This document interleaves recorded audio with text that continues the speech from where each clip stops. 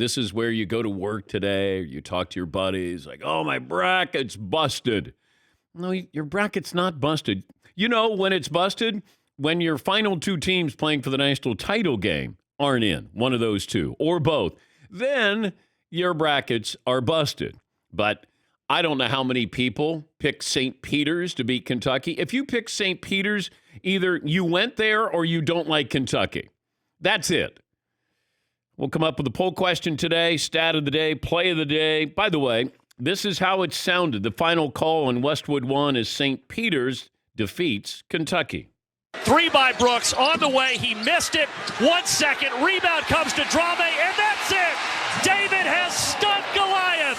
The 15th seeded St. Peter's Peacocks, the tiny school of only 2,600 students, has knocked off mighty Kentucky 85-79 in overtime. St. Peter's in Jersey City knocks off Kentucky. And if you watch the game, obviously Kentucky comes in with future NBA players. So size-wise, Kentucky's going to be more physical than St. Peter's. But you know what? When it comes to college basketball, you can still outshoot somebody, and you can still outcoach somebody. And that's what happened last night with St. Peter's. You get into overtime, then it's anybody's game there. But give credit to St. Peter's. They were the better team last night. And if you're a Kentucky fan, you really have to look within and go, man, it's great we got a ton of guys in the NBA. This is great. We have a great night with the NBA draft.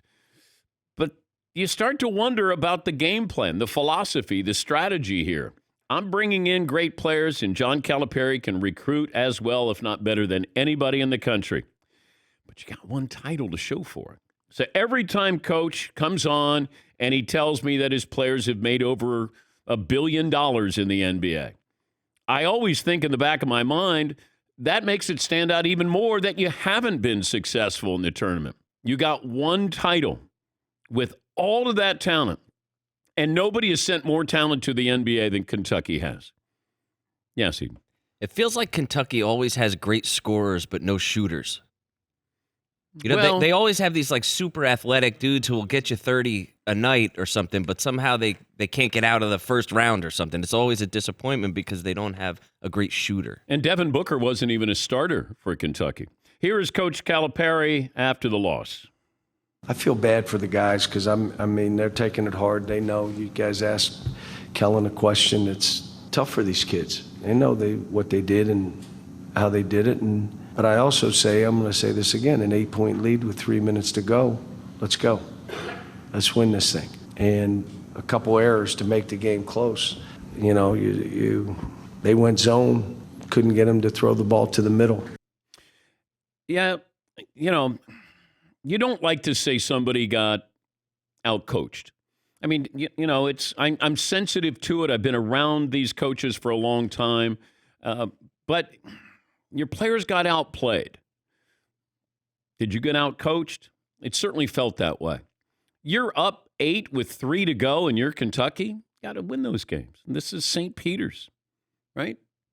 But give them credit. I thought they were the better team from start to finish last night. They were more consistent than Kentucky. And sometimes when you're playing somebody, you're already looking past that team. Like, who do we play after St. Peter's?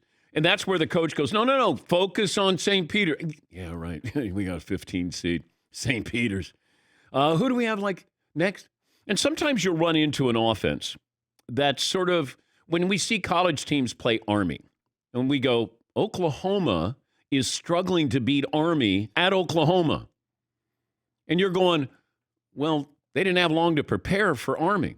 Certain teams, certain philosophy, certain strategies, and it works. That's why we love March Madness, because there are a lot of teams that you don't normally see, and then you watch them, like Richmond yesterday. You're going, wow, they're 12 seed. New Mexico State, 12 seed. Michigan, an 11 seed. That didn't surprise me. Richmond surprised me, and certainly St. Peter's did last night. The last time double-digit seeds went 4 and 8 on the first day, so really, the last time double-digit seeds won 4 games on the first day of the tournament was 2010. So it's been a long time. But there was a lot of fun. I mean, that's why you watch, because you're not quite sure. I'm watching Gonzaga, and I'm going, come on, Gonzaga, what's going on here? Now, Fritzy sent out a text, and I think it was 3. What was it? Gonzaga up by 3. And he goes, we should start looking at somebody. Maybe we get Steve Lapis on to talk about the game if Gonzaga loses. There was only like 18:48 left in the second half. Yeah, and I looked at the score. And I said, Gonzaga's up 3. And I go, they're going to win by 20. They won by 21. So I was off a little bit there. But it's fun. So if you say my bracket's broken, busted, you're not alone. And Iowa was another one. It felt like, well, Iowa getting hot at the right time. That's where you buy into that. And I always thought, okay, what are you like to get into the tournament? But I like the team that really is fighting to get into the tournament. Iowa did a wonderful job in the Big Ten tournament. And the Big Ten was the best conference this year. Most teams in the tournament.